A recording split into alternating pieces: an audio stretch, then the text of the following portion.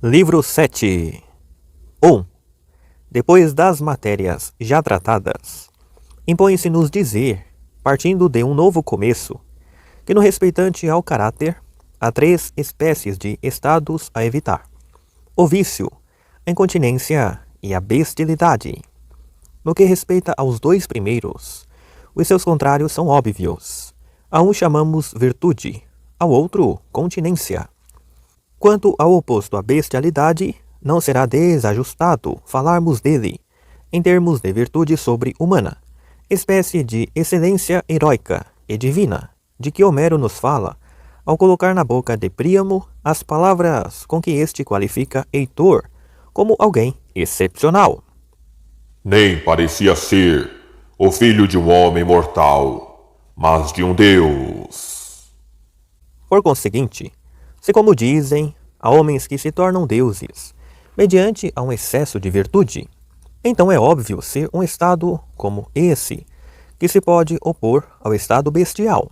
De fato, assim como não se pode dizer que uma besta tenha vício ou virtude, também não se pode dizer que um deus os tenha. O estado deste é mais honroso que a virtude, e o daquela é de um gênero diferente do vício. E se é raro que um homem divino exista, na acepção habitual que o termo tem entre os espartanos, que, ao exprimirem a sua admiração profunda por alguém, dizem: Este homem é divino. Rara também é a bestialidade nos homens. Encontramos-la, sobretudo, nos bárbaros, mas ela pode também, por vezes, resultar de doenças ou de deformidades. E servimos-nos dessa palavra ultrajante para vituperar os homens, que no vício ultrapassam os outros. Desse gênero de disposições, porém, far-se-á mais à frente a devida menção. O vício, esse foi já antes objeto de estudo. Impõe-se-nos agora a falar da incontinência, da frouxidão e da languidez, bem como do autodomínio e da firmeza. Não devemos, com efeito, conceber autodomínio e incontinência como estados idênticos à virtude e ao vício, nem tampouco como se fossem de um gênero distinto. E tal como nos outros casos, ainda a examinar, também aqui, nos é necessário expor os fatos observáveis, para logo a seguir tratar profundamente as questões embaraçantes e mostrar, assim, o melhor possível todas as opiniões admissíveis a propósito desses estados afetivos, ou, pelo menos, as opiniões que mais se têm difundido e imposto à consideração.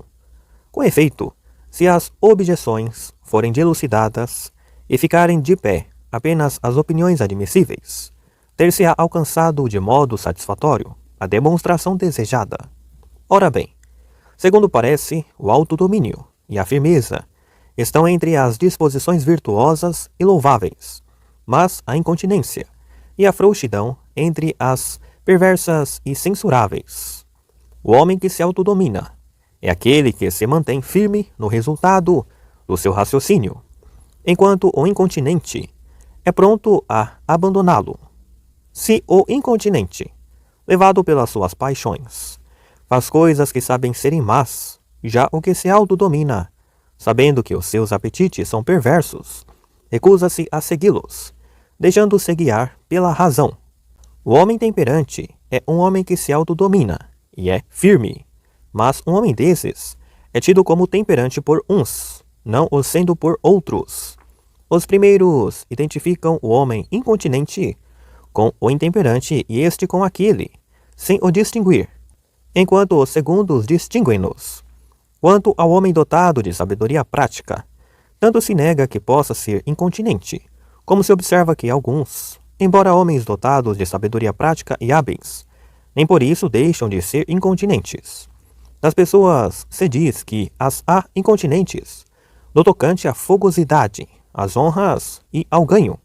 Esses são, pois, os pontos de vista que habitualmente se formulam. 2. Mas pode-se formular o problema: como é possível a alguém, com uma correta concepção das coisas, comportar-se de modo incontinente? Tal não é possível quando se tem a ciência, afirmam alguns, porque seria estranho que a ciência, ao habitar um homem, segundo Sócrates pensava, ficasse sujeita ao domínio de uma outra força que a arrastasse, como a um escravo, em todas as direções. Sócrates, na verdade, combatia na íntegra o argumento dos seus opositores, persuadido como estava de que não existe incontinência. Aos olhos dele, ninguém, cientemente, age contra o que há de melhor. Se o faz, falo por ignorância. Ora, o argumento dele entra em choque com os fatos observáveis. Além disso, se um tal comportamento resulta da ignorância, será necessário dilucidar relativamente às paixões. Que tipo de ignorância elas produzem? É com efeito evidente que antes de ser dominado pela paixão, aquele que cai na incontinência não pensa que deva agir assim. Mas há aqueles que, da tese em questão, aceitam apenas alguns pontos, rejeitando os outros. Que nada seja superior à ciência é juízo com que estão de acordo, mas que uma pessoa nunca possa agir contra o que lhe parece melhor é para eles inaceitável. Por esse motivo, são levados a dizer que o homem intemperante, quando dominado pelos prazeres, não possui uma ciência, mas uma opinião. E contudo, se de fato se trata meramente de opinião, e não de ciência, se não é forte, mas fraca, a convicção que resiste aos prazeres, como acontece com o homem dividido entre dois sentimentos. Não podemos ser senão indulgentes para com aqueles cujas convicções claudicam quando assediados por violentos apetites. Pelo contrário, não há indulgência para a maldade, nem para nenhum outro estado passível de censura. Dir-se-á, então, que a capacidade de resistir é atributo da sabedoria prática? Ela é de fato o mais forte dos estados, mas a conjectura é absurda. A ser assim, o mesmo indivíduo seria simultaneamente homem dotado de sabedoria prática e incontinente. Ora, ninguém afirmaria ser próprio do homem dotado de sabedoria prática executar voluntariamente o que há de mais vil. Além disso, já antes mostramos que o homem dotado de sabedoria prática, porque empenhado em cada uma das coisas últimas, é dotado da faculdade de agir e possui ainda as outras virtudes. Outro sim, se o autodomínio supõe a posse de apetites fortes e de perversos, então o homem temperante não pode ser um continente, nem o continente um temperante, dado não ser próprio do temperante ter apetites excessivos ou perversos. O homem continente, esse deve tê-los, pois se os seus apetites forem bons, então será vil o estado que o impede de segui-los, de onde se infere que nem sempre o autodomínio é digno de apreço. Se, porém, os seus apetites são fracos, sem serem perversos, nenhuma nobreza haverá em fazer-lhes frente, nem nenhuma grandeza, se a fraqueza se juntar à perversidade. Além disso, se o autodomínio leva uma pessoa a agarrar-se, inamovível a toda e qualquer opinião, ele pode ser mau. É esse o caso quando leva alguém a persistir numa opinião falsa. Quanto à incontinência, se ela capacitar um homem para abandonar, não importa que opinião, pode ser uma boa incontinência. Dela podemos evocar como exemplo o Neoptólemo de Sófocles, no seu Filoctetes. Ele é de fato digno de louvor, por, em virtude de lhe repugnar a mentira, ter abandonado uma resolução nele inculcada por Ulisses. Outro sim. Há ainda a questão embaraçante, que resulta do argumento enganador, atribuído aos sofistas. Com efeito, visando evidenciar os seus dotes em caso de sucesso, os sofistas procuram enredar os adversários, urdindo paradoxos. O silogismo daí resultante torna-se embaraçoso. O pensamento fica efetivamente maniatado sempre que, insatisfeito com a conclusão, se recusa a permanecer onde está, mas sem poder avançar, incapacitado como fica para cortar o nó górdio ao argumento. Ora, de um desses argumentos, infere-se que a insensatez, acompanhada de incontinência, é uma virtude. Vejamos. O insensato, levado pela incontinência, faz o contrário do que supõe dever fazer. Mas, ao supor ser mal o que é bom, não devendo por isso fazê-lo, acaba por fazer o que é bom e não o que é mal. Além disso, aquele que age por convicção e persegue as coisas agradáveis, mediante opções livres, poderá ser considerado como melhor que um outro cujo agir é determinado não pelo cálculo racional, mas pela incontinência.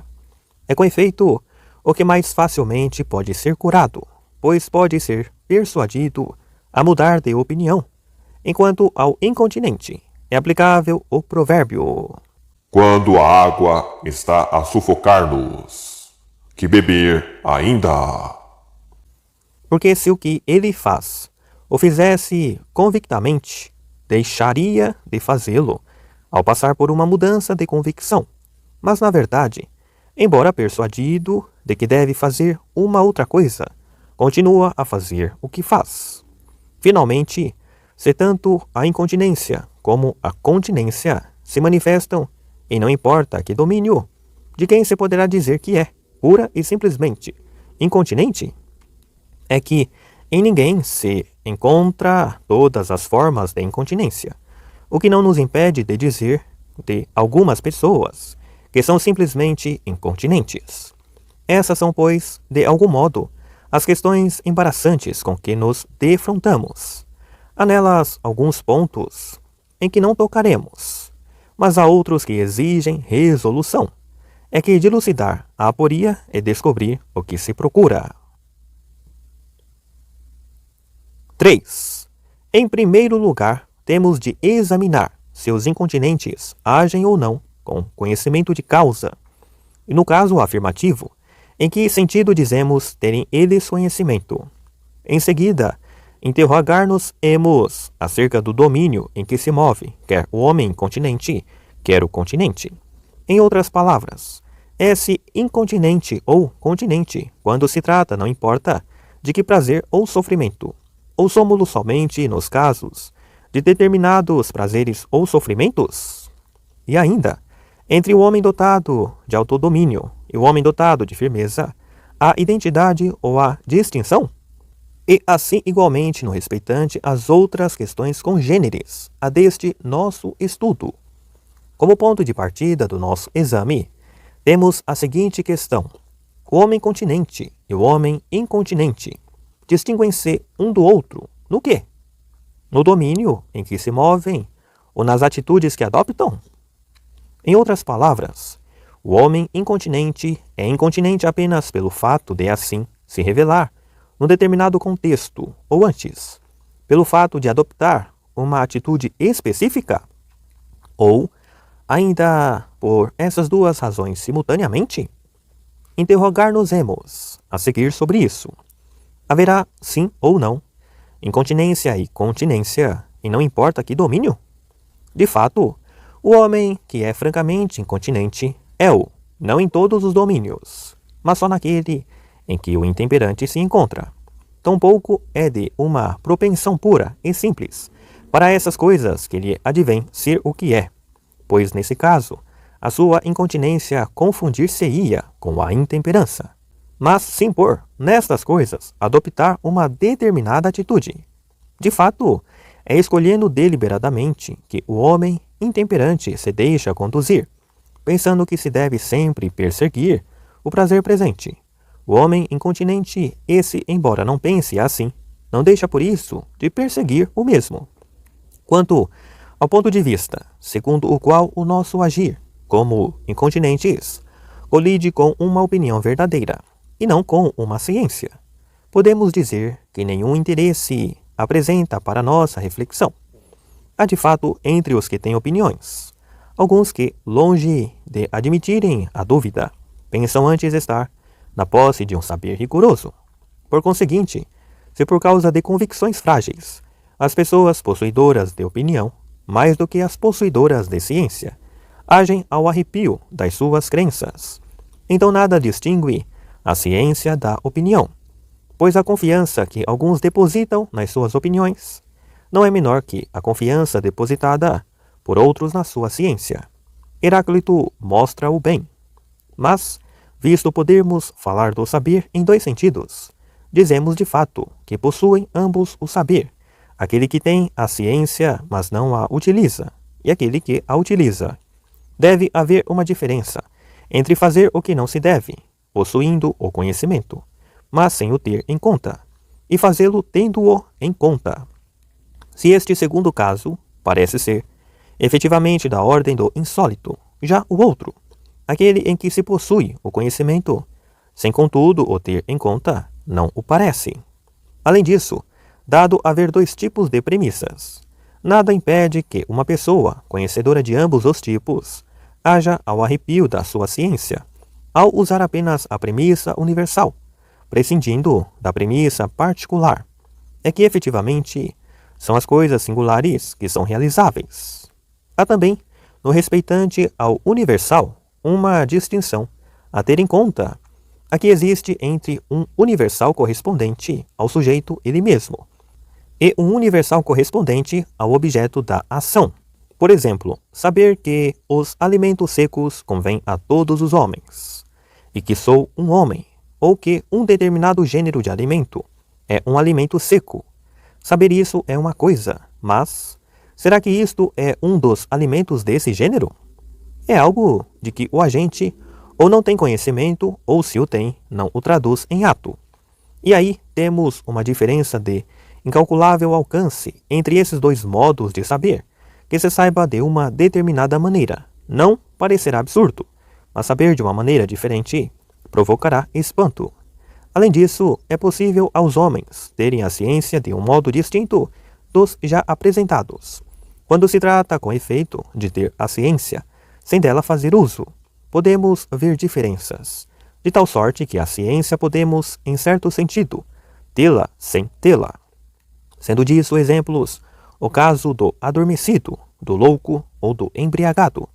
Mas é essa condição dos homens quando afetados por fortes paixões. De fato, a fogosidade, os apetites sexuais e certas manifestações semelhantes perturbam igualmente. É manifesto o corpo, chegando mesmo a provocar, em algumas pessoas, acessos de loucura. É por conseguinte evidente a necessidade de dizer que a condição dos incontinentes é análoga à dessas pessoas.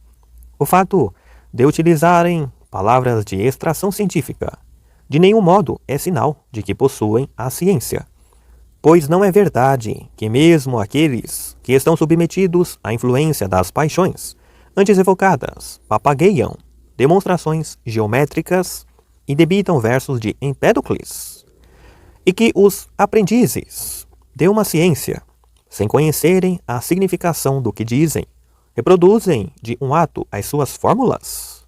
Ora, para que haja ciência, é preciso que ela se torne parte de nós mesmos, e isso exige tempo.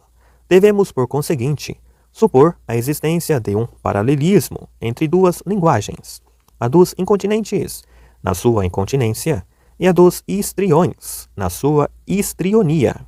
Além disso, podemos estudar como segue o motivo da incontinência, tendo em conta os princípios inerentes à sua natureza. A premissa universal é, com efeito, uma opinião. A outra incide nos fatos singulares, espaço onde a percepção é senhora. Ora, quando das duas premissas resulta uma só proposição, é necessário que a conclusão resultante seja, neste caso, declarada pela alma, e no caso das premissas produtivas, executada de imediato. Por exemplo, se admitimos que tudo o que é doce deve ser provado e isto é doce, no sentido de algo doce singular, então impõe-se como uma necessidade, se pudermos e não formos impedidos, executar em simultâneo a ação de provar. Assim, quando a opinião universal está presente no sujeito, proibindo-lhe provar, mas além dela está presente uma segunda opinião, a dizer-lhe que tudo o que é doce é agradável, e que isto é doce, sendo que esta segunda opinião é ativa e coexiste com o apetite. Então, enquanto a primeira opinião universal, dita ou interdito, o apetite esse conduz ao objeto interditado. É que o apetite tem a capacidade de pôr em movimento cada parte do nosso corpo. Por conseguinte, ocorre isto, esse incontinente sob a influência, em certo sentido, de um argumento, isto é, de uma opinião. Uma opinião que, contudo, não é em si mesma contrária à razão correta, a não ser por acidente, pois é o apetite que lhe é contrário e não a opinião. Daí se infere ainda o seguinte: a impossibilidade de se atribuir incontinência aos animais reside no fato de eles não terem uma crença universal, dispondo apenas da representação e da memória das coisas singulares. Quanto a saber como pode a ignorância ser dissipada e o homem continente recuperar assim o conhecimento, a explicação é idêntica à que se dá quando se trata do homem embriagado ou adormecido. Isto é, não há uma explicação própria da afeição de que falamos. Sobre isso, é aos versados em ciência da natureza que devemos ouvir. Visto a última premissa, ser a opinião que se tem do sensível, e ser ela que determina soberanamente as nossas ações, o homem dominado pela afeição não a tem, ou se a tem, é na acepção antes evocada, como se dela não tivesse senão um conhecimento verbal, à maneira do ébrio que debita versos de Empédocles. E em virtude de o último termo não ser um universal, nem ser visto como um objeto de ciência, como o seria um universal, ocorre algo parecido com o que Sócrates procurava. Na verdade, quando a afeição brota, não é o que parece ser a ciência, em sentido próprio, que está presente, nem tampouco é ela que é abalada pela afeição. O que está em causa é antes o conhecimento sensitivo. Acerca, pois, da possibilidade de agirmos incontinentemente, quando se tem ou não tem ciência, bem como acerca do tipo dessa ciência, que o já dito seja tido como suficiente. 4. Devemos, porém, dizer em seguida, se há alguém que seja incontinente pura e simplesmente, ou se todos que o são, só o são de uma forma específica, e na primeira hipótese, dizer o tipo de coisas em relação às quais o incontinente é incontinente, que os prazeres e as tribulações têm que ver tanto com os homens continentes e firmes, como com os incontinentes e frouxos. É algo que salta à vista. Ora bem, as coisas que proporcionam prazer são de dois tipos. Umas são necessárias, outras são por si mesmas dignas de escolha, mas suscetíveis de exceção. São necessárias as que têm a ver com o corpo. Referimos-nos à alimentação e às relações sexuais, isto é, as funções corporais por nós enquadradas no domínio da intemperança e da temperança. As outras, as não necessárias, são contudo por si mesmas dignas de escolha. São delas exemplos a vitória, as honras, a riqueza, bem como outras coisas boas e agradáveis desse tipo. Assim, pois, aqueles que, ao perseguirem as coisas relativas a esse segundo grupo, caem no excesso e violam, desse modo, a razão correta que os habita. Não lhes chamamos incontinentes, puros e simples. Acrescentamos uma especificação e dizemos que são incontinentes na riqueza, no ganho, nas honras, na ira, e não pura e simplesmente incontinentes.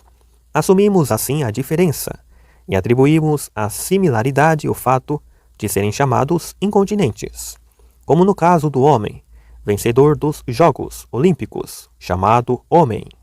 A definição comum pouco difere da noção que lhe é própria, e contudo, homem é diferente dos outros homens. Um indício a corroborar o que dizemos, a incontinência, seja ela pura e simples, seja limitada a um tipo particular de maldade, censuramo-la não apenas como uma falta, mas ainda como um vício. Mas já não censuramos deste modo nenhum daqueles de que acabamos de falar. Mas, entre os homens cuja incontinência se inscreve no domínio dos prazeres corporais, prazeres que consideramos como próprios do hábito tanto do homem temperante como do intemperante. É tido como incontinente aquele que, sem escolha refletida, e agindo mesmo contra a sua intenção e a sua razão, procura os prazeres excessivos e foge das coisas dolorosas, como sejam a fome, a sede, o calor, o frio, enfim, tudo o que é penoso ao tato ou ao paladar. Incontinente não em relação a algo específico, como por exemplo a ira, mas incontinente pura e simplesmente. É disso o indício revelador da diferença o fato de os homens serem chamados frouxos em relação a estes casos, mas já não o serem em relação aos outros excessos. Por essa razão, por terem como hábito relacional, de certo modo, os mesmos tipos de prazeres e de tribulações, ao homem incontinente e ao intemperante, os agrupamos juntamente, bem como ao homem continente e ao temperante, coisa que não fazemos a nenhum dos outros. Contudo, embora se movam no mesmo âmbito, caracterizado por objetos comuns, não têm o mesmo comportamento perante tais objetos, enquanto uns agem a partir de uma decisão, os outros não.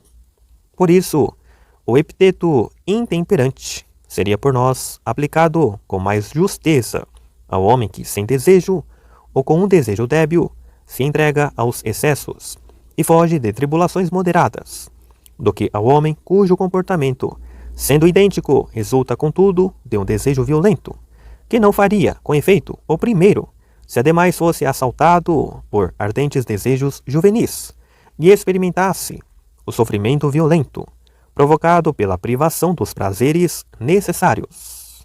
Ora bem, entre os desejos e os prazeres, aos que pertencem ao gênero do que é belo e virtuoso, há certas coisas aprazíveis, que são de fato naturalmente dignas de escolha, enquanto outras lhes são contrárias, e as restantes intermédias, conforme a nossa distinção anterior, como sejam o dinheiro, o lucro, a vitória, as honras.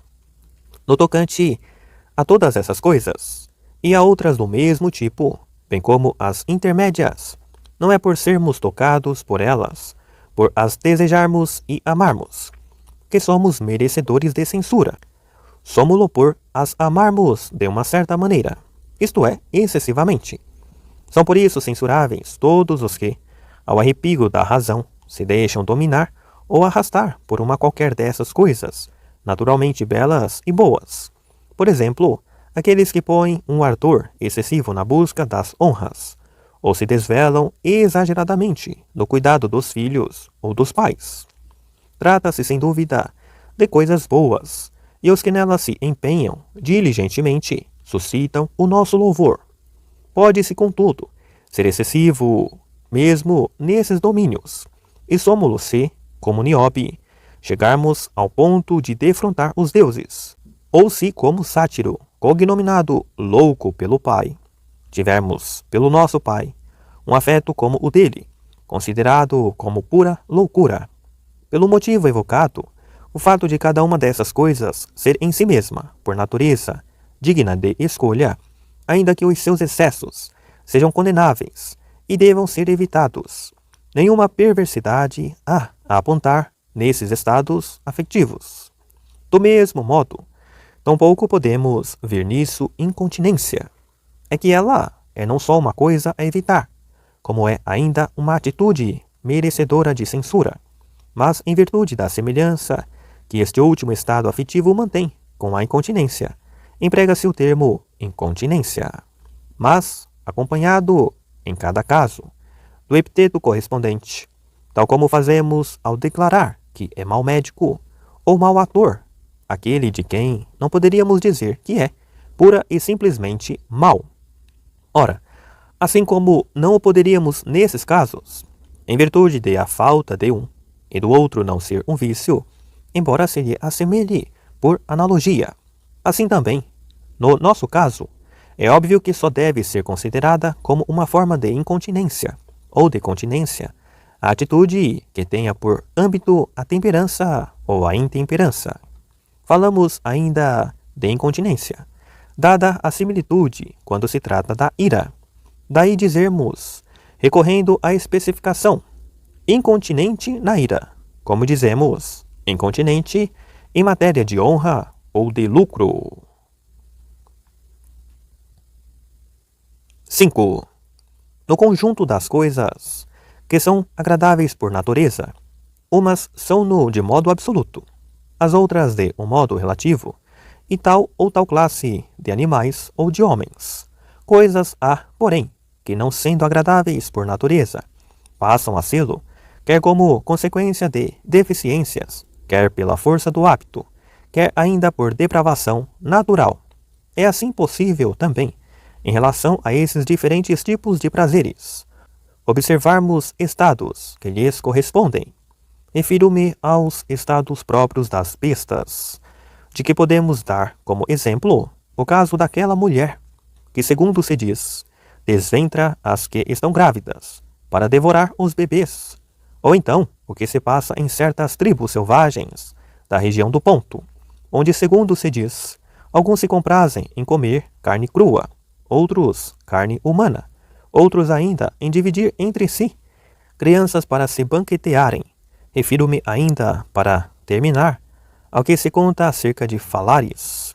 Todos esses estados são certamente próprios das bestas. Outros estados há, porém, resultantes de enfermidades, ou então provocados, em alguns casos, pela loucura. É o caso do homem que imolou a mãe em sacrifício e a comeu, ou o caso do escravo que comeu o fígado de um de seu companheiro de escravatura. Estados há ainda de tipo mórbido ou resultantes do hábito, como por exemplo alguém arrancar os seus próprios cabelos, roer as unhas, ou até mesmo comer carvão e terra, sem esquecer ainda das relações sexuais entre homens. Estas, em alguns casos, radicam na natureza pessoal, e em outros casos resultam de hábitos, como acontece entre aqueles que desde a infância sofrem violências sexuais. Ora bem, onde a responsabilidade é da natureza, ninguém dirá que essas pessoas são incontinentes, como tampouco o dirá das mulheres, sob pretexto de que o seu papel na cópula não é ativo, mas passivo. E do mesmo modo, o epíteto de incontinente também não é aplicável àqueles cujo estado mórbido resulta da força do hábito. Assim, pois, cada um desses estados inscreve-se fora dos limites do vício, tal como acontece com a bestialidade. Admitamos que um homem está num desses estados. Quer ele se domine, quer seja dominado. Não constitui motivo suficiente para vermos nisso incontinência pura e simples. Quanto muito, uma incontinência por analogia. Assim como deveríamos coibir-nos de chamar incontinente aquele que, acometido por acessos de ira, não domina essa emoção. De fato, todos os excessos de insensatez, de covardia, de intemperança, de mau caráter, são estados próprios ou da bestialidade ou da doença. O homem cuja natureza o leva a ter medo de tudo, até mesmo do ruído de um rato, é covarde, tem uma covardia animal. Quanto àquele que nutria uma fobia por doninhas, esse era vítima de uma enfermidade. Também entre os insensatos, uns, aqueles que por natureza são desprovidos de raciocínio e vivem só ao sabor dos sentidos, como é o caso de certas tribos bárbaras longínquas. Não passam de brutos, outros, os que ficaram assim, em virtude de sofrerem de sequelas de certas enfermidades. A epilepsia, por exemplo, ou em virtude de serem acometidos por acessos de loucura, são vítimas da morbidez. Ora, algumas vezes é possível sermos somente afligidos por um ou outro desses estados, sem nos deixarmos dominar por ele. Evoco como exemplo Falares, quando reprimia o desejo de comer uma criança ou de desfrutar prazeres sexuais contra a natura. Mas é também possível sermos dominados por esses estados e não somente sermos por eles afligidos. Por conseguinte, assim como no domínio da perversidade, distinguimos da que é humana, e aqui chamamos simplesmente perversidade, aqui não o é, acrescentando-lhe o epíteto de bestial ou mórbida, com o que deixa de ser pura e simplesmente perversidade. Assim também no domínio da incontinência. Há uma que é quer bestial, quer mórbida, mas há ainda, obviamente, distinta desta, a incontinência pura e simples. E essa não é outra senão a que corresponde à intemperança humana. Torna-se, pois, claro isto, que a incontinência ou a continência existem exclusivamente no domínio da intemperança ou da temperança, que a incontinência, nos outros domínios, é de uma espécie diferente, e que é por extensão, e não em sentido puro e simples, que esse nome lhe é dado. 6. Que a incontinência na ira seja menos indecorosa do que a incontinência nos apetites. É algo a exigir agora consideração. Efetivamente, a ira parece, pelo menos em parte, escutar a razão. Trata-se, porém, de uma escuta enviesada, semelhante à dos servos, que precipitados saem a correr sem ouvir até ao fim tudo o que se lhes está a dizer, acabando por se enganar na execução da ordem, ou ainda como os cães, que sem curarem de saber se é um amigo, desatam a ladrar ao primeiro ruído. Do mesmo modo a ira, calorosa e vivaz por natureza, ouve uma voz sem ouvir uma ordem, e lança-se assodada na execução da vingança. De fato, acontece a razão ou a imaginação mostrarem-nos que estamos a ser ultrajados ou insultados, e aí temos a ira, como se do incidente tivesse inferido o dever de partir em guerra contra um tal tipo de coisas, a irromper de imediato. Quanto ao apetite, basta-lhe que a razão ou a sensação se limitem a dizer que uma coisa é agradável, para ele se precipitar sobre ela para dela fruir. Por conseguinte, enquanto a ira obedece de certo modo à razão, já com o apetite isso não acontece. Daí que a incontinência no apetite seja mais indecorosa, pois o homem incontinente na ira é de certo modo vencido pela razão, enquanto o incontinente no apetite é por este vencido e não pela razão. Além disso, quando se trata de apetites naturais, somos mais indulgentes com aqueles que procuram satisfazê-los, e somos-lo dado que mesmo no caso dos apetites, a indulgência brota tanto mais fácil quanto mais comuns a todos nós tais apetites forem. Ora, a ira e a irritabilidade são coisas mais naturais do que o são os apetites que visam o excesso e o não necessário. Sirva como exemplo o homem que, ao ser acusado de bater no pai, alegava em sua defesa: Também o meu pai batia no pai, que por sua vez batia no pai. E apontando para o filho, acrescentava: E este que aqui está, quando chegar ao homem, far-me-á o mesmo. Está-nos na massa do sangue. E ainda a história de outro, que quando era arrastado pelo filho, lhe ordenava sempre que parasse ao chegar à porta, porque ele próprio, quando arrastava o pai, tinha-o sempre feito só até aí. Além disso, quanto mais ardilosos formos, tanto mais injustos seremos. Ora, o homem impulsivo não é homem de ardiz, como tampouco a ira o é. Ela quem rompe a luz do dia. O apetite, pelo contrário, é como se diz de Afrodite, A filha de Chipre, tecedora de estratagemas. e como diz Homero, ao descrever a cinta ornada da deusa, Propósitos sedutores, que roubam o juízo, mesmo ao mais ajuizado. Por conseguinte, se a incontinência no apetite é mais injusta, ela é também mais indecorosa do que a incontinência na ira. Ela é incontinência em sentido próprio, e em determinado sentido, vício.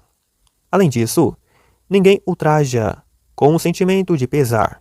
Este, porém, acompanha a ação quando ela é praticada sob o impulso da ira.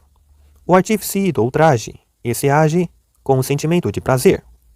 Ora, se a justiça da ira aumenta com o aumento da justiça das coisas, que a provocam, então a incontinência provocada pelo apetite é também mais injusta do que a incontinência da ira, pois a ira não implica o ultraje. Fica, portanto, claro que a incontinência do apetite é mais indecorosa do que a incontinência da ira, e que a continência e a incontinência têm como esfera de manifestação a dos apetites e dos prazeres corporais. Mas devemos agora estabelecer distinções no seio desses apetites e prazeres. Efetivamente, como já se disse no princípio desta exposição, uns são humanos e naturais, em espécie e em grandeza. Outros são bestiais. Outros ainda são devidos a deficiências ou a enfermidades. Ora, a temperança e a intemperança têm a ver unicamente com os primeiros aqui evocados. Por isso, ao falarmos dos animais, não dizemos que são temperantes ou intemperantes, salvo por metáfora, quando, no seu conjunto, uma determinada espécie de animais, ao ser comparada a outras, sobressai em impudência, destrutividade ou voracidade. Com efeito, os animais não dispõem nem da faculdade da decisão, nem da capacidade do raciocínio. São desvios da natureza, como o são, entre os homens, os dementes. A bestialidade é, contudo, um mal menor do que o vício, ainda que mais temível. De fato, quando se trata do animal, a faculdade superior não se encontra corrompida como no homem. Simplesmente o animal não possui essa faculdade.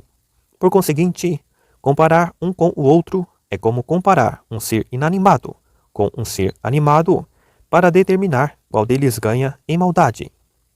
Efetivamente, a perversidade de um ser desprovido de um princípio de ação é sempre mais inofensiva. Ora, a inteligência é um tal princípio. É como se estabelecêssemos uma comparação entre a injustiça e um homem injusto. Cada uma dessas coisas é, à sua maneira, pior do que a outra, pois não poderá um homem mau ser 10.000 vezes mais nocivo do que um animal? 7. No concernente aos prazeres e aos sofrimentos, os apetites e as aversões, fenômenos que, induzidos pelo fato e pelo paladar, já foram antes definidos como o domínio da intemperança e da temperança. É possível comportarmos-nos de duas maneiras distintas. Ou capitulamos mesmo nas tentações, onde a maior parte das pessoas resiste. Ou, pelo contrário, existimos onde a maioria sucumbe. Quando se trata dos prazeres, se o comportamento da capitulação é o do homem incontinente, o da resistência é o do homem continente. Quando se trata dos sofrimentos, se na capitulação temos o homem frouxo, na resistência temos o homem firme. O estado da maior parte das pessoas situa-se, contudo, num ponto intermédio entre esses dois comportamentos, ainda que a tendência dominante vá no sentido do pior. Ora, tendo em conta que os primeiros só até certo ponto são necessários, deixando de o ser em caso de excesso ou defeito, e que se pode estabelecer também a mesma distinção no concernente aos apetites e aos sofrimentos. Tendo isso em conta, consideramos intemperante o homem que, entre as coisas agradáveis, persegue ou prazeres excessivos ou desmesuradamente prazeres necessários, fazendo-o a partir de uma escolha deliberada, e visando esses prazeres em si mesmos, e não tendo em vista um qualquer outro resultado. Trata-se, com efeito, de um homem necessariamente incapaz de arrependimento, e como tal, dado não haver remédio para essa incapacidade incurável. Seu oposto é o homem que, na procura das coisas agradáveis, peca por defeito. E temperante aquele que ocupa a posição média. Igualmente intemperante é aquele que evita os sofrimentos corporais, não porque os não possa suportar, mas em virtude da sua decisão. Entre aqueles que não agem a partir dessa decisão, há quem tenha uma conduta ditada pelo prazer, como há quem procure fugir do sofrimento gerado pelo apetite. Daí, a emergência de uma diferença entre ambos. O homem que pratica uma ação indecorosa, sem sentir apetite algum, ou apenas um apetite tênue, será tido por toda a gente como pior do que aquele que age, levado pela força de um apetite violento. Por exemplo, agredir sem ira, pior do que fazê-lo sob um acesso de ira. De fato, quando faz o que faz desapaixonadamente, o que não faria ele sob o império da paixão? Esse é o motivo porque o intemperante é pior que o incontinente. Assim, pois, dos estados acima mencionados, enquanto o último, o da fuga ao doloroso, é sobretudo uma espécie de frouxidão, o outro, o da decadência ao prazer, é próprio do homem intemperante. Mas ao homem incontinente opõe-se o homem continente, e ao homem frouxo opõe-se o homem firme. Efetivamente, enquanto a firmeza consiste em resistir à continência, essa implica dominar. Ora, existir difere de dominar, como não ser derrotado difere de vencer. É por esse motivo que a continência é preferível à firmeza. Aquele que fraqueja nas coisas em que a maioria esforçadamente resiste não passa de um frouxo e de um lânguido, languidez que é, de fato, uma espécie de frouxidão. O homem desses deixa ir o manto a arrastar só para não se dar ao trabalho de levantá-lo, e ao imitar um enfermo, embora consciente de não ser ele o infeliz, atua mimeticamente como se o fosse. Ocorre algo singular quando se trata da continência e da incontinência. Não há, com efeito, motivo para nos surpreendermos com a derrota de um homem que sucumbe a prazeres ou a sofrimentos violentos e excessivos. Há antes lugar para a indulgência se sucumbe resistindo, como Filoctetes, mordido pela víbora, tal como nulo representa Teodectes, ou como Cercion no Alope de Cárcino, ou ainda como aqueles que, lutando por conter o riso, explodem em gargalhadas irreprimíveis, desaire que sobreveio a Xenofanto. Mas surpreende que, do confronto com as provações, às quais a maior parte das pessoas é capaz de opor resistência, haja quem, incapaz de resistir, saia derrotado, sem que a causa da sua incapacidade esteja na hereditariedade ou numa doença, como é o caso entre os reis citas, cuja frouxidão é congênita, qual a que caracteriza a fêmea quando comparada com o macho. O que se entrega à diversão, ele também parece ser um intemperante, mas na realidade é um frouxo, porque o jogo, se repousante, é uma forma de relaxamento. Ora, o indivíduo obcecado pela diversão pertence ao número daqueles que são excessivos nesse domínio. Uma das duas formas da incontinência é a impulsividade, a outra a fraqueza. De fato, depois de terem deliberado, há homens que, sob o efeito da emoção, acabam por não perseverar nas decisões tomadas, enquanto outros é por não terem deliberado, que são levados pela emoção. Efetivamente, alguns são como aqueles que, tendo antecipado as cócegas, não as sentem, porque pressentiram e previram a emoção, e passaram por um despertamento de si próprios, e da sua faculdade de raciocínio, não se deixam vencer pela emoção, seja ela agradável ou penosa. São sobretudo os de temperamento vivo e os de humor atrabiliário, os mais propensos à incontinência impulsiva. A impetuosidade dos primeiros e a veemência dos segundos levam-nos a não se ater à razão, inclinados como são para seguir a aparência. 8. O intemperante, como já o dissemos, não é pessoa que se arrependa, e não o é por permanecer firme na sua escolha deliberada. O incontinente, pelo contrário, está sempre pronto para o arrependimento. Daí que as coisas não sejam como levava a crer a nossa formulação das questões embaraçantes. Incurável é, de fato, o intemperante, e curável o incontinente. Pode-se, com efeito, comparar a perversidade a doenças como a hipocrisia ou a tísica, enquanto a incontinência, essa parece-se com a epilepsia, sendo que a perversidade é um mal crônico. e a incontinência um mal intermitente.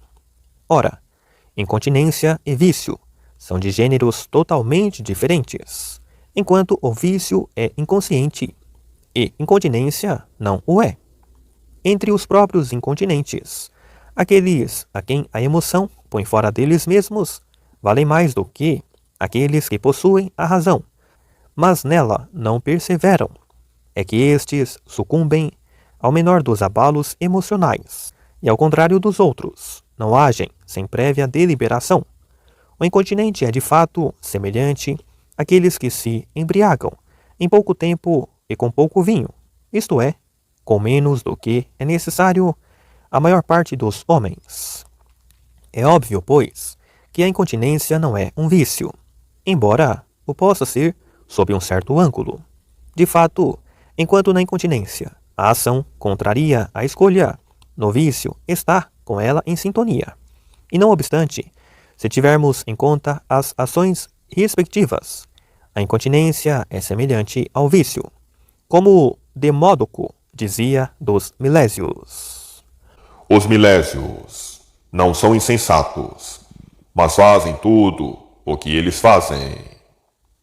Assim também os incontinentes não são injustos, mas cometem atos injustos. Ora, tendo em conta que, por um lado, o homem incontinente é o tipo de pessoa que, ao perseguir os prazeres corporais excessivos e contrários à razão correta, não está persuadido da justeza do seu agir, e que, por outro lado, o homem temperante, em virtude da sua índole propensa à perseguição de tais prazeres, é um convencido da adequação dos seus atos. Tendo isso em conta, vê-se que é no incontinente que a persuasão da necessidade da mudança de conduta facilmente toma forma, coisa impensável no intemperante. De fato, enquanto a virtude preserva o ponto de partida, o vício corrompe-o. Ora, no domínio das ações, é o fim por nós visado que é o ponto de partida, a semelhança das hipóteses nas matemáticas. Não é, pois, a razão que nos ensina o ponto de partida, nem nas matemáticas, nem nas ações. Quando se trata de formar uma opinião sobre o ponto de partida, é a virtude, seja ela natural ou adquirida pelo hábito, que nos ensina corretamente. O homem assim, sintonizado, é por conseguinte um homem temperante, enquanto o seu contrário é um intemperante. Há, porém, um certo tipo de homem que, levado pela paixão que o põe fora de si mesmo, abandona os caminhos da razão correta. A paixão domina-o até esse ponto, mas não até ao ponto de o persuadir de que é seu dever procurar, sem reservas, tais prazeres. Ora, o incontinente é um homem desses. É melhor do que o intemperante, e não é pura e simplesmente mau, pois o que há de melhor, o ponto de partida, é nele salvaguardado. Oposto a ele há um outro, o que permanece convictamente firme, em sintonia com a razão correta, sem deixar que a paixão o ponha fora de si mesmo. De tudo isso emerge claramente o seguinte: enquanto a continência é um estado expressivo da virtude, a incontinência, essa é um estado expressivo do perverso. 9. Quem é, por conseguinte, continente? Aquele que persevera em não importa que razão e em não importa que decisão, ou aquele que persevera somente na decisão correta? Incontinente, aquele que não persevera numa decisão e numa razão, independentemente do que cada uma delas possa ser, ou aquele que abandona a razão, não falsa e a decisão correta? Esse é o teor da embaraçante questão por nós anteriormente formulada. Pode acontecer que, por acidente, um seja fiel e o outro infiel, a não importa que razão ou decisão, mas em si é a razão verdadeira e a decisão correta que o são.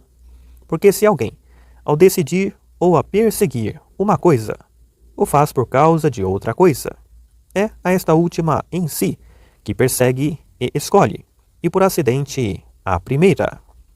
Ora, ao falarmos de uma escolha sem especificarmos, temos em vista o objeto escolhido em si, Por conseguinte, em certo sentido, é a não importa que opinião, que um permanece fiel e o outro infiel, mas trata-se pura e simplesmente da opinião verdadeira. Ora, homens há que, pelo seu apego às suas opiniões, recebem o epiteto de obstinados. Exprime-se assim a dificuldade que há em persuadi-los e em levá-los a mudar de convicção. Há neles algo que os assemelha ao homem continente, registrando-se o mesmo entre o homem pródigo e o generoso, ou entre o audacioso e o seguro de si, mas são diferentes em muitos pontos. Com efeito, o homem continente não vacila, lá porque a paixão ou o apetite o assaltam, embora, em determinadas circunstâncias, possa ceder à persuasão os obstinados. Esses, vulneráveis como são aos apetites, furtam-se à razão, e muitos deles deixam-se conduzir pelos prazeres. Pertencem ao grupo dos obstinados, os opiniosos, os ignorantes e os rústicos. A obstinação dos primeiros é nutrida quer pelo prazer, quer pela dor. Rejubilam, vitoriosos, quando alguém fracassa no intento de levá-los a mudar de opinião. Afligem-se, pesarosos, quando as suas decisões, como é o caso de alguns decretos, estão feridas de nulidade. Parecem-se, assim, mais com o homem incontinente do que com o continente. Há ainda aqueles que não perseveram nas suas opiniões, sem que isso se deva à incontinência. O Neoptólemo de Filoctetes de Sófocles é disso um exemplo. Evidentemente, a sua mudança de opinião ficou a dever-se ao prazer, mas tratava-se de um prazer marcado pelo belo, o prazer de dizer a verdade. Tal constituiu para ele um gesto de beleza, instigado, como tinha sido por Ulisses, a mentir. Com efeito, nem sempre aquele que faz alguma coisa movido pelo prazer é intemperante, ou perverso, ou incontinente. Não o é senão quando sucumbe a um prazer indecoroso. Visto haver também um tipo de homem que, por índole própria, vive os prazeres corporais de uma alegria inferior à devida, e não se atém firmemente à razão. Visto isso, é entre esse tipo de homem e o homem incontinente que o homem continente ocupa a posição intermédia. De fato, se o incontinente não se atém à razão, é porque ama em excesso os prazeres do corpo, aquele de quem falamos. Esse é porque os ama insuficientemente. O homem continente, ao contrário, atém-se à razão e não se desvia por um outro motivo. Ora, se a continência é coisa excelente, então devem ser maus ambos os estados que lhes são contrários, como, aliás, eles mostram ser. Todavia, em virtude de ser reduzido o número de homens, nos quais um desses dois estados se manifesta, isto é, escassos os casos da sua ocorrência, crê-se ordinariamente que, assim como a temperança é o único contrário à intemperança, a continência, ela também, é vista como o único contrário à incontinência. Em virtude de o emprego de muitos termos, só ocorrer em registro analógico, é lançando mão da analogia que se fala da continência do homem temperante. Com efeito, tanto o homem continente como o temperante são de tal índole que não se deixam levar pelos prazeres corporais à prática de ações contrárias à razão.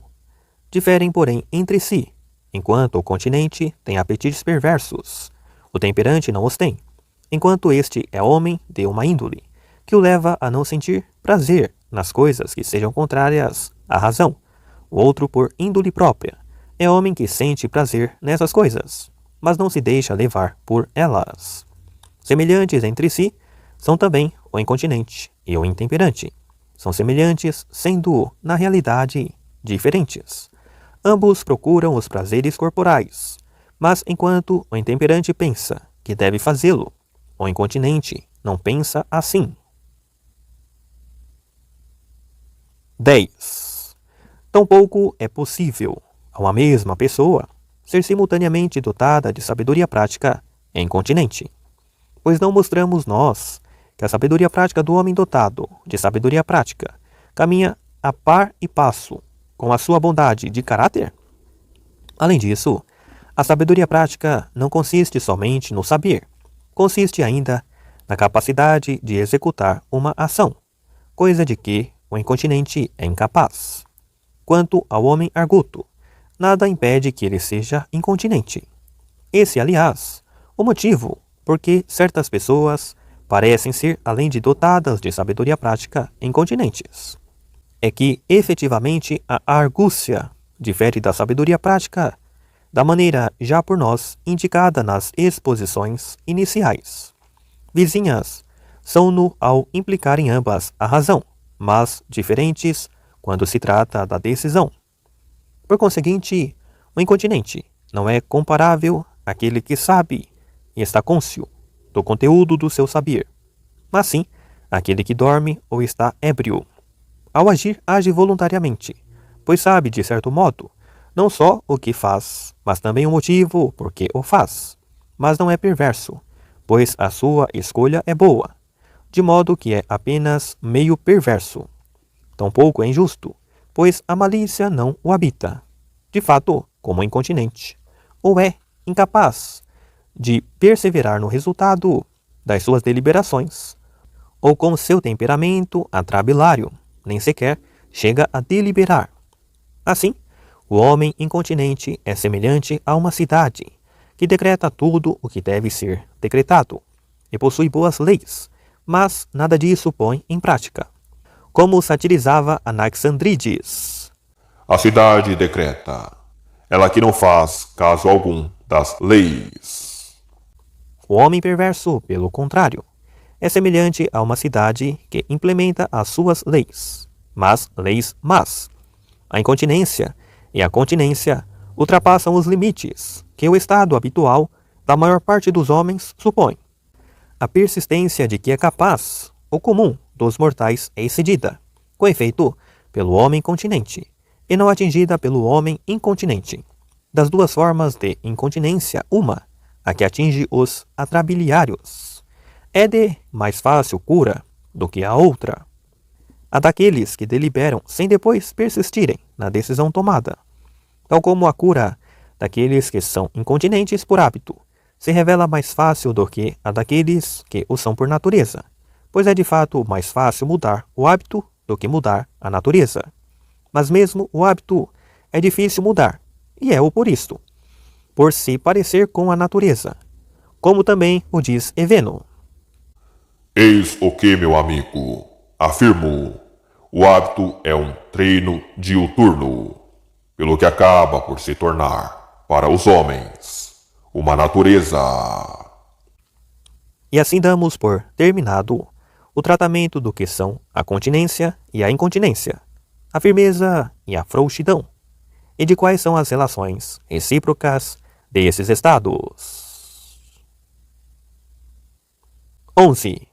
Prazer e sofrimento constituem temas de estudo próprios do filósofo, que se ocupa da ciência política. É ele, com efeito, o arquiteto do fim, horizonte de preferência que nos permite, pura e simplesmente, declarar boa uma determinada coisa e má uma outra. Além disso, investigarmos o prazer e o sofrimento é uma das nossas tarefas incontornáveis.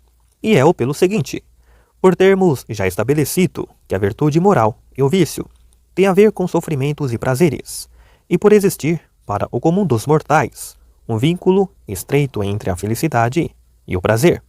Motivo por que, para nomearem alguém bem-aventurado, utilizam uma palavra que vem do verbo alegrar-se.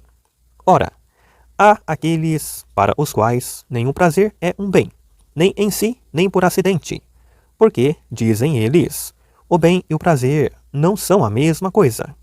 Para outros, alguns prazeres há que são bons, ainda que a maior parte seja má. Há ainda um terceiro grupo de opinantes.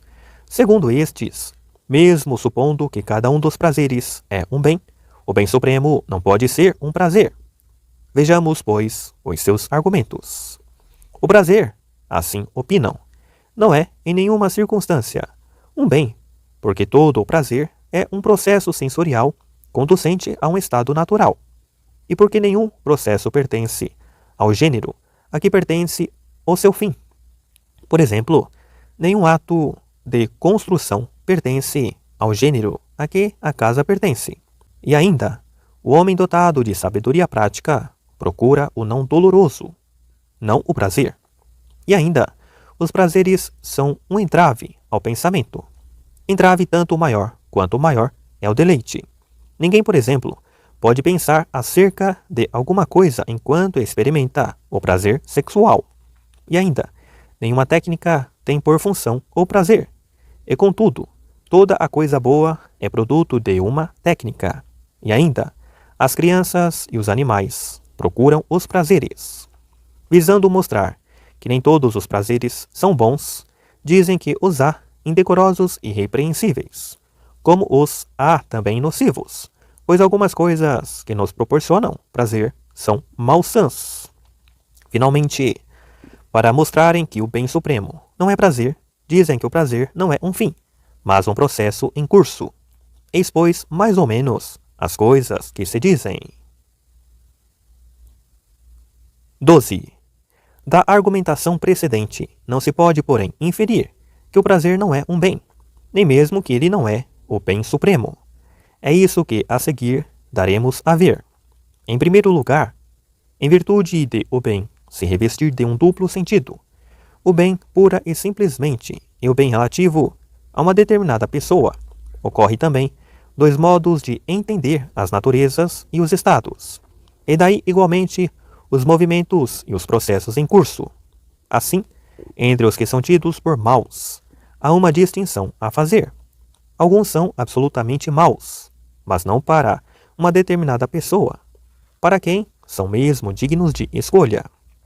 Outros, pelo contrário, nem mesmo para uma determinada pessoa são dignos de escolha, exceto em certas alturas, e durante pouco tempo, não pura e simplesmente. Tampouco são prazeres, embora pareçam sê-lo. Estão, nesse caso, os que são acompanhados de dor e visam a cura. Por exemplo, o tratamento aplicado aos doentes. Além disso, uma vez que, dos dois tipos de bem, um é atividade e o outro é estado, só por acidente são agradáveis os processos que restauram em nós o nosso estado natural. Ora, a atividade operante nos apetites é a do estado ou da natureza em nós remanescentes. Efetivamente, há também prazeres que não envolvem sofrimento ou apetite. É o caso das atividades reflexivas, quando a natureza nada falta. Eis disso um indício. O objeto do nosso deleite não é o mesmo quando a nossa natureza está em processo de uma total restauração e quando está já restaurada. Quando restaurada, deleitamo-nos com as coisas que pura e simplesmente são agradáveis. Quando em processo de uma total restauração, deleitamo-nos mesmo com as coisas contrárias. Com efeito, chegamos mesmo a apreciar substâncias agres ou amargas, que não são nem aprazíveis por natureza, nem agradáveis pura e simplesmente. Daí que tais prazeres, nem prazeres cheguem a ser, de fato, assim como as coisas agradáveis diferem uma das outras, assim também diferem entre si os prazeres que delas resultam. Além disso, não é por, como dizem alguns, o fim de um processo ser melhor que esse processo, que existe necessariamente outra coisa melhor que o prazer. Efetivamente, nem os prazeres são processos em curso, nem todos eles implicam um tal processo. São, assim, atividades e cada um deles é um fim. Isto é, produzem-se ao exercermos as nossas capacidades e não no decurso de um devir. E os prazeres não têm sempre como fim algo diferente deles mesmos, têm-no somente quando conduzem à completude final da nossa natureza. Por esse motivo, não é exato afirmar que o prazer é um processo sensível. Deve-se antes dizer que é uma atividade do nosso estado natural, em vez de sensível, dizer desimpedido. Há também pessoas que, por considerarem o prazer um bem em sentido próprio, veem-no como um processo. Creem, com efeito, que a atividade é um processo quando se trata de coisas diferentes. Quanto à alegação de que os prazeres são maus porque algumas coisas agradáveis são nocivas à saúde equivale à pretensão de que as coisas salutares são más porque algumas delas são nocivas para o bolso. Nessa perspectiva, tanto as coisas agradáveis como as saudáveis são más, mas isso não chega para fazer delas coisas intrinsecamente más, pois não é verdade que até mesmo a atividade reflexiva prejudica por vezes a saúde? O que funciona com um entrave para a sabedoria prática ou para qualquer estado não é o prazer resultante dessa atividade, mas sim os prazeres que lhe são estranhos. É que de fato os prazeres resultantes da reflexão e do estudo nos levam a refletir e a estudar mais. Que nenhum prazer seja a função de uma técnica é algo perfeitamente compreensível, pois a técnica não resulta de um ato qualquer, mas de uma capacidade. E contudo, a perfumaria e a cozinha são tidas como técnicas do prazer. Quanto aos argumentos inerentes à alegação de que o homem temperante foge dos prazeres, o homem dotado de sabedoria prática procura uma vida ao abrigo do sofrimento, e as crianças e os animais buscam o prazer. São todos eles argumentos refutáveis, mediante uma só e mesma resposta.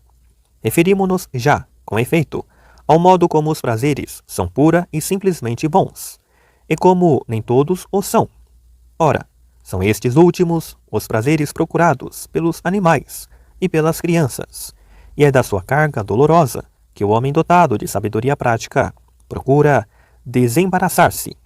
É o caso dos que envolvem desejo e sofrimento, isto é, os prazeres corporais, que com o seu excesso fazem do intemperante o intemperante que ele é.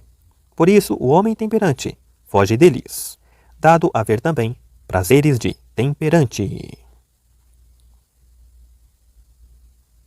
13. Mas que o sofrimento seja um mal, eis algo consensualmente reconhecido. Como reconhecido é o dever de lhe fugirmos. Há de fato um tipo de sofrimento que é um mal, pura e simplesmente, como há um outro tipo que é um mal, em certo sentido, na medida em que é um empecilho para a nossa atividade.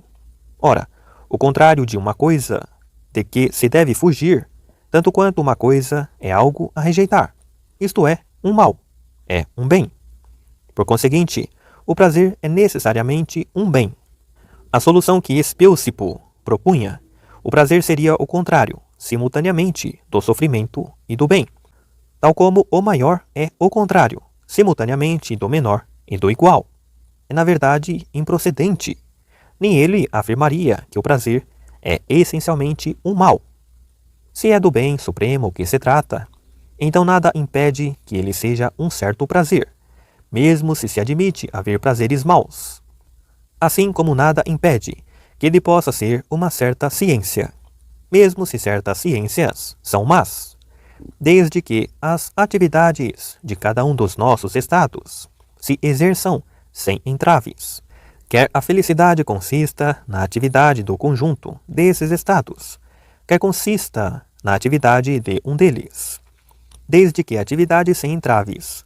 A conclusão é esta. Esta atividade é o que há de mais desejável. Ora, o prazer é isso. Por conseguinte, um certo prazer pode ser o bem supremo, mesmo sendo maus a maior parte dos prazeres, e mesmo por hipótese, maus pura e simplesmente. Por esse motivo, todos pensam que a vida feliz é uma vida aprazível. Incorporam o prazer na trama da felicidade, e com razão. De fato, nenhuma atividade, se entravada, é perfeita, sendo que a felicidade faz parte da classe das atividades perfeitas. Por isso, o homem feliz precisa, além do mais, dos bens do corpo, dos bens exteriores e da fortuna. Não aconteça que algum entrave lhe sobrevenha nessa atividade. E aqueles que sustentam que mesmo ligado à roda do suplício, ou abraços com atrozes infortúnios, o homem é feliz, se for homem de bem. Esses tais estão, de bom ou de mau grado, a dizer vacuidades. Em virtude, porém, de o homem feliz necessitar do concurso da fortuna, Algumas pessoas admitem que a boa fortuna e a felicidade são a mesma coisa, mas não o são. Com efeito, a boa fortuna, quando excessiva, é um entrave, pelo que nesse caso, talvez já não seja justo dizer dela que é boa, pois os seus limites são definidos em função da felicidade. E na verdade, o fato de todos os seres, animais e homens, procurarem o prazer é um indício de que o prazer é, de certo modo, o que há de melhor. Nenhuma tradição morre, de todo, quando por muitos povos é transmitida.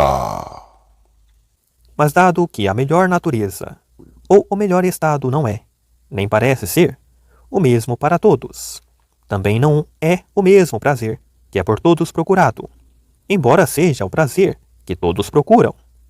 No fundo, porém, talvez persigam não o prazer que pensam perseguir, nem o que confessariam perseguir, mas o mesmo prazer é que todos os seres têm em si por natureza algo de divino.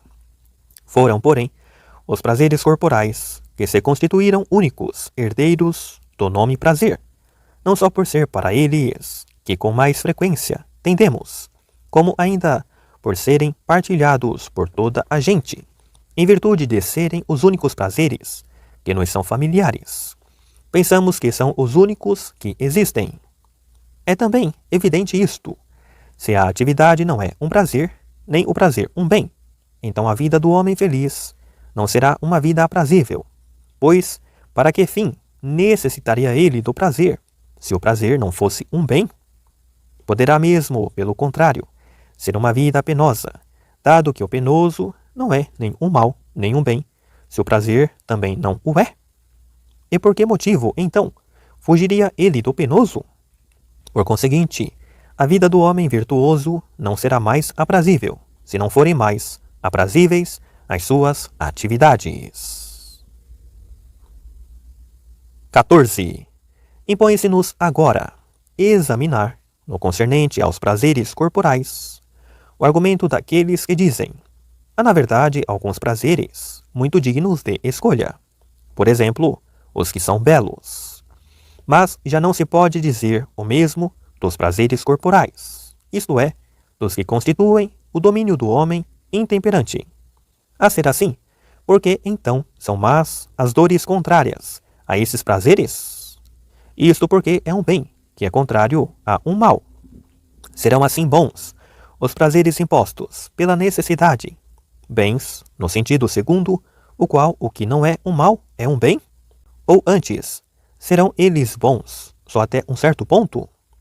Efetivamente, se nenhum excesso do melhor emana dos estados e dos movimentos, também eles não emana um excesso do prazer.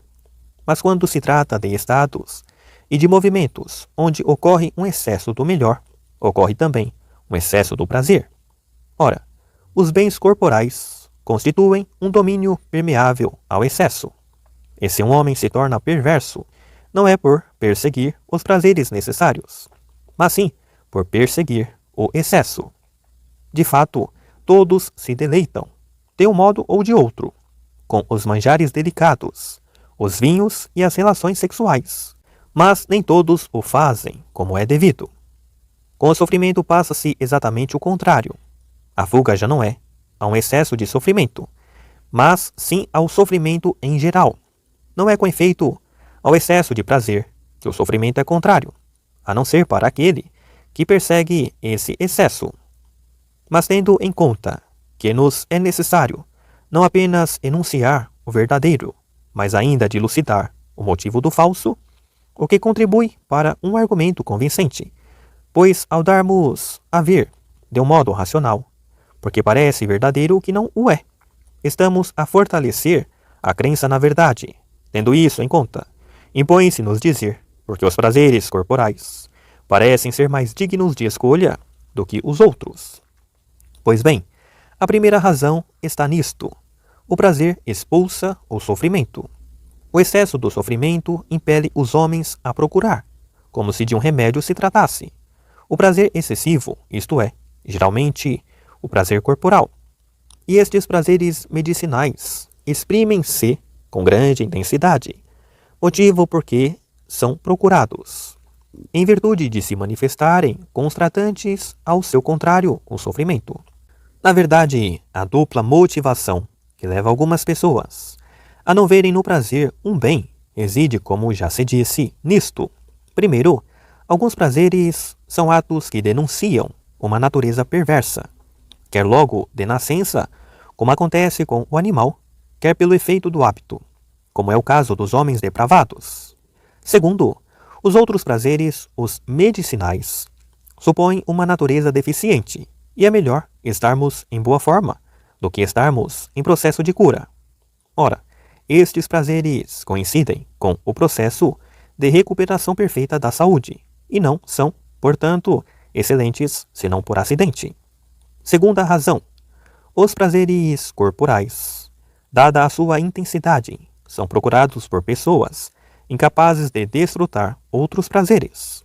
Pessoas que, na verdade, provocam em si mesmas sedes artificiais. Quando tais prazeres são inofensivos, nada há a dizer, mas quanto nocivos, há de declará-los um mal. Essas pessoas comportam-se desse modo, porque não têm ao seu alcance outras fontes de deleite, e o estado neutro, nem agradável nem desagradável. É para muitas delas, por causa da constituição natural que as caracteriza, uma coisa penosa.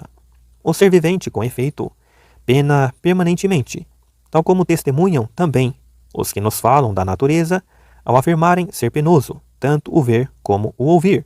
Mas, acrescentam eles, com o decurso do tempo habituamo-nos. Do mesmo modo, durante a juventude, por causa do crescimento, passamos por uma disposição semelhante à da embriaguez, e a juventude tem encanto. Os atrabiliários. Esses vivem, por natureza, numa permanente necessidade de terapia. É que, devido ao seu temperamento, o corpo vive continuamente atormentado, e eles são sempre presa fácil de um desejo intenso. Ora, em virtude de o sofrimento ser expulso por um prazer contrário, o mesmo não importa por que prazer, desde que suficientemente forte, eles tornam-se intemperantes e perversos. Mas os prazeres que não implicam sofrimento não comportam excesso. Trata-se dos prazeres resultantes das coisas agradáveis por natureza, e não por acidente. Ao dizer coisas agradáveis por acidente, refiro-me às que atuam como remédios. É efetivamente por esse processo medicinal coincidir com uma certa atividade da parte de nós mesmos que permaneceu sã, que o tratamento nos parece agradável. Por coisas agradáveis por natureza, entendo pelo contrário, aquelas cuja atividade suscita a ação de uma natureza saudável. Se, contudo, não há nenhuma coisa que nos seja permanentemente agradável, é porque a nossa natureza não é simples, mas inclui um outro constituinte, na medida em que somos perecíveis. Consequentemente, se um desses dois constituintes faz algo, isso é, para o outro constituinte contrário à sua natureza. E quando os dois estão em estado de equilíbrio, a ação daí resultante não nos parece nem dolorosa, nem agradável. Existisse um ser cuja natureza fosse simples, e a mesma ação seria sempre para ele um prazer supremo. Esse o motivo porque o Deus desfruta perpetuamente de um único e simples prazer. De fato, há atividade não só de movimento, mas também de imobilidade, e o prazer consiste mais no repouso do que no movimento. Mas se, como diz o poeta, a mudança em todas as coisas é tão doce, é por causa de uma certa miséria presente em nós. Pois, assim como o homem miserável é um homem volúvel, assim é miserável a natureza que tem a necessidade de mudança, porque ela não é nem simples nem boa. Acerca, pois, da continência e da incontinência, do prazer e do sofrimento, temos dito. Tratamos assim da natureza de cada uma dessas noções, e do sentido em que umas são bens e as outras males. A seguir, falaremos da amizade.